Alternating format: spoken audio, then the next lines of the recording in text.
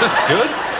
Good so far. Yeah, it's great. Is there more? It's going well. Yeah, unfortunately, there is more, yes. Oh, right. Yes. Next, you will need 3 objects with which you can juggle.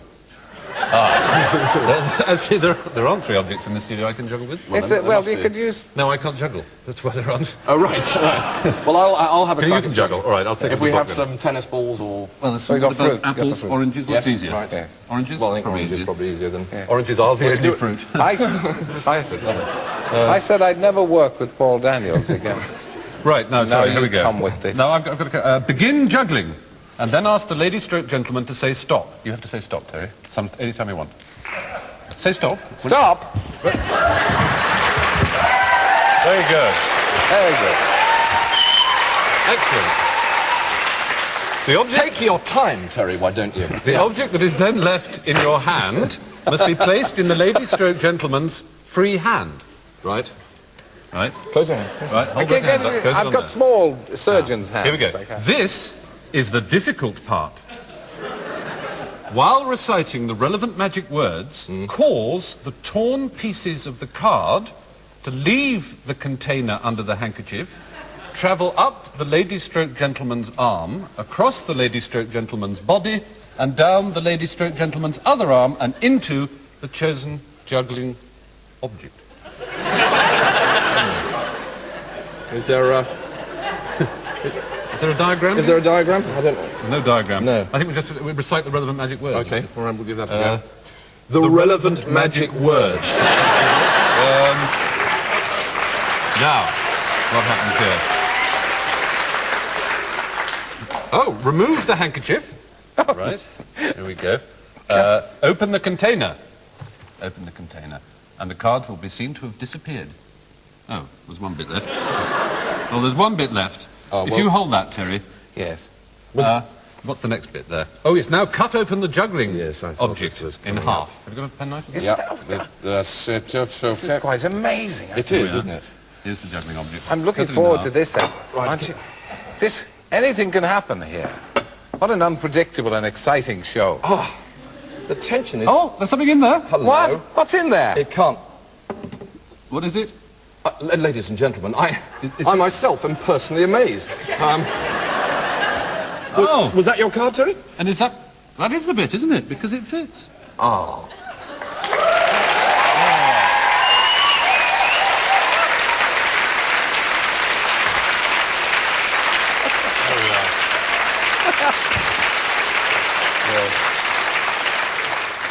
Obviously, that one is entirely self-working, so there's no particular skill in that.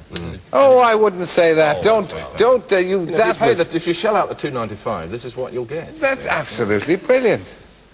Little did your mothers and fathers think that when you went off with promising boys to Cambridge, that you would end up doing this kind of thing on the yeah. Did you met at Cambridge? We did. You were a sporting chap, weren't you? You were a Cambridge Blue at the rowing. Yes, I was. Yes, I can't deny that. How did you knock into acting then? I mean, really, that's all manly butch stuff, and acting is a bit girly. Yes, a bit. Well, actually, it's very dull. I got glandular fever, and I couldn't row, and so I had to find an alternative pursuit. The only other choice was working, and that obviously wasn't on. So acting was the next thing And then you knocked into each other, as it were. That's right, yeah. I was a rather serious lovey, a real sort of actor, and I was always playing kings in Shakespeare plays and things like that, because I was slightly tall and my voice was deep, and I looked about 50 even when I was 19. I was always playing the warty old king who comes on and blesses the lovers at the end with a kind of whoa kind of noise. And, he's not lost it. No, he's still there. It's still there. And Hugh fortunately saved me from tragedy and introduced me to comedy. Did you go through any period of starvation? I got a bit peckish. Run by tea time. It's between lunch and supper. That's the trick. We have early stuff. We have been incredibly lucky. We have early stuff with you in it.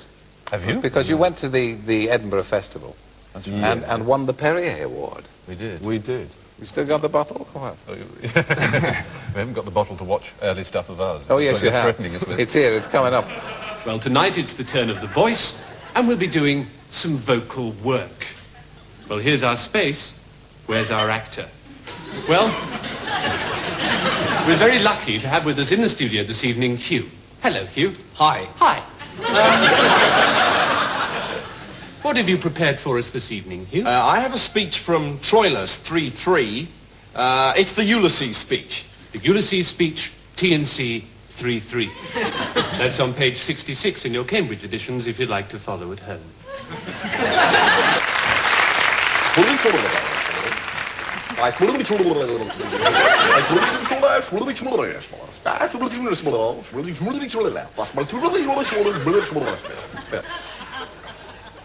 Now that's a lot of nonsense, and you know it.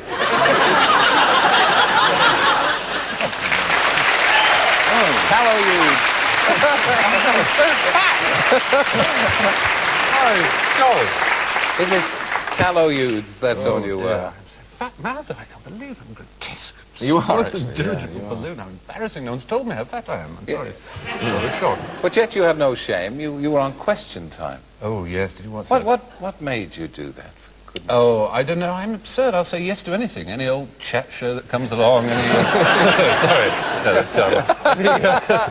No, it was such an extraordinary thing to be asked that I couldn't find a way of saying no. I was so intrigued by the idea. And so I said yes. But it is scary because it's, you know, it's real. And these three politicians who were there, David Mellor and Simon Hughes and Tony Benn, of course, all do this almost every day of their lives. They express their opinions and they're very confident about it. The average Englishman, if in public asked to say his opinion, will go, oh, well, you know, I don't know, but I think vaguely shouldn't it be something like. But they go, well, no, there are 3 points to remember. Firstly, you know, I mean, I can't believe that they're so incredibly bold about everything. But they were very sweet. That's the trouble, they're so nice, you see, afterwards and before. It's just when they're actually talking that they'll go head straight for the basket. Yes. Why wouldn't they have invited you? I mean, Stephen is seen as the clever one, isn't he? Yes, he is. The interesting thing is that actually off-screen, it's completely the other way Of course around. it is. Yeah, I don't know. I was immensely hurt, obviously. Yeah. But they must be said I have no opinion. But Hugh is one of the most intelligent people I have ever met. No, it's true. He really is. But he doesn't have the kind of he doesn't have the kind of awful chutzpah and smarminess that I do. That sort of somehow gets me invited onto Question Times. He's far too charming and nice. Good. Thank you. Stephen Fry and Hugh Laurie.